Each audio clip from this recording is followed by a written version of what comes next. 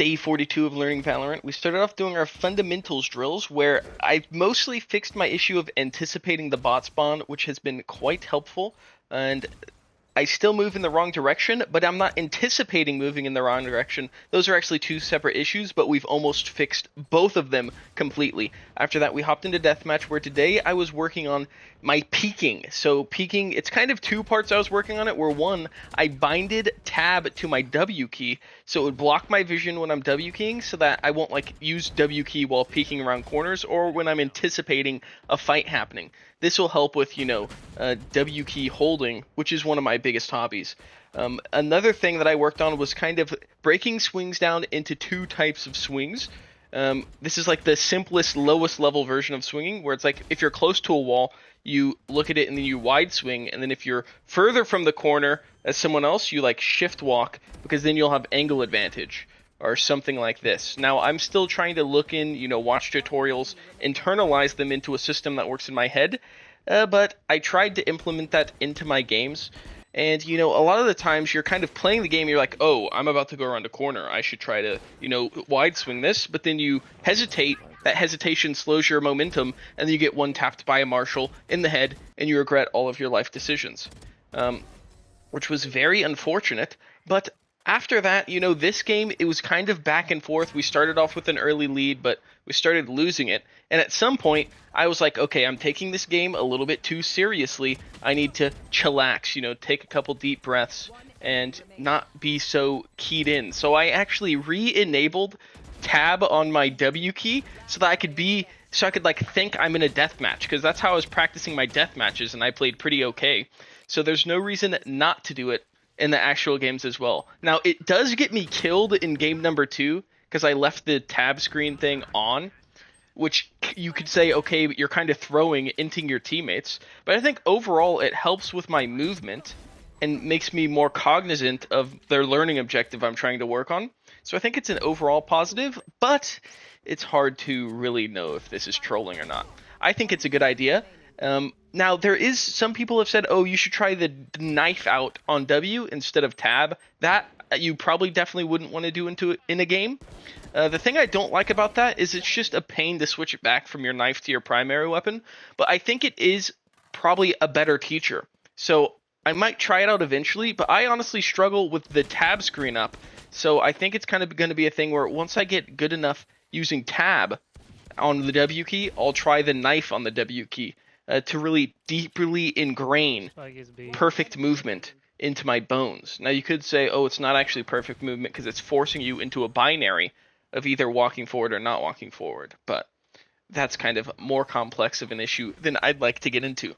Now, I really like playing this angle on yellow because people always are going to expect you to be holding long.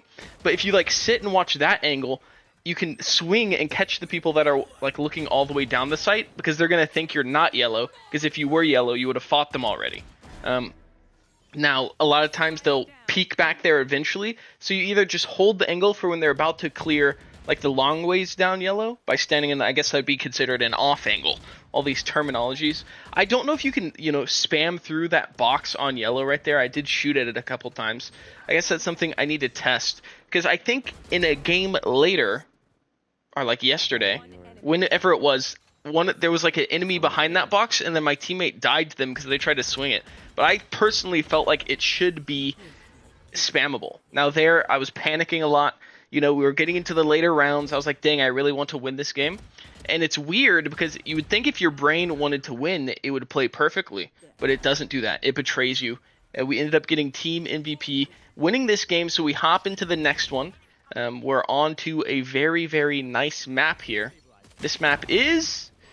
Okay, but people were roasting me because I keep forgetting map names.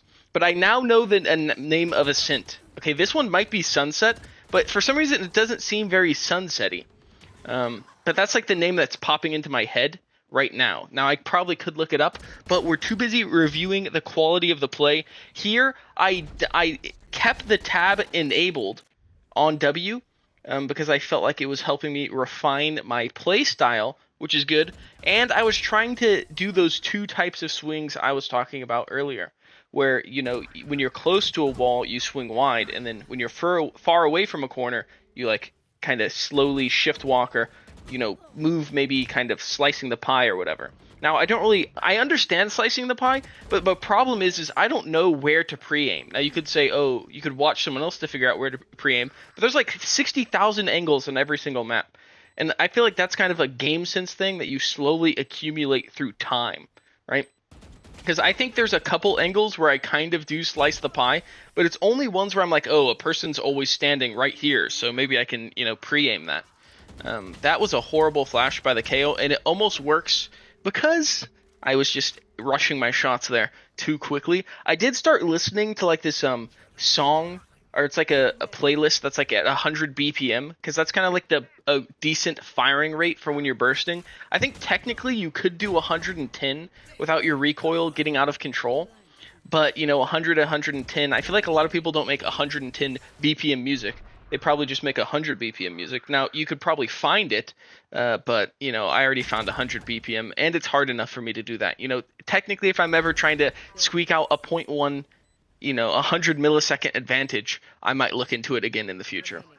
Now, we were kind of stomping this game. It was a very concerning game because I believe it was this game. Our Rays kept killing themselves with grenades, and it was kind of terrifying because I was like, dang, if I stop playing good, I feel like we might lose this game. And what happened is we were up like 11 to 1 or 12 to 1, and then we just started throwing like 3 or 4 rounds in a row. And I had a suspicion that maybe the other team had like 3 radiants on it, and they were waiting for us to get a 12-game advantage, and then they started destroying us. Now, was this true? I don't believe so. I think I just lost a bunch of 50-50s in a row because of all the extra pressure in the back of my mind. We ended up winning that game, getting promoted back to silver, and then hopping into the aim trainer to set 2 high scores for the day. Our aim was cracked.